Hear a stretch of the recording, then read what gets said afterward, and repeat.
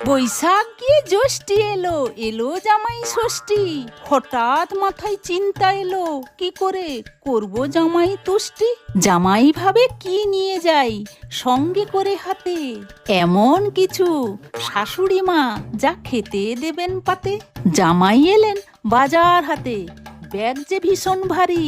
বাজার দেখে রান্না চাপান, শাশুড়ি তাড়াতাড়ি। ভুরি ভোজ হবে ভালো, জামাই সেটা জানেন। জামাই ষষ্ঠী কাটবে দারুণ, শাশুড়ি জামাই মানেন। জামাই ষষ্ঠী একটি রীতি নয়, এটি একটি সম্পর্ক, ভালোবাসার সংগঠন, যা মা জামাইয়ের সাধারণ সম্পর্কের অতিক্রম করে। এটি একটি ভালোবাসার ছোঁয়া। আজকের ব্যঞ্জনে যেসব প্রিয় খাবার আছে, যেটি জামাইয়ের প্লেটে আনন্দ দেবে। কারণ খাওয়ার শুধুমাত্র খাওয়ার নয়, আপনজনের প্রতি ভালোবাসাও হয়।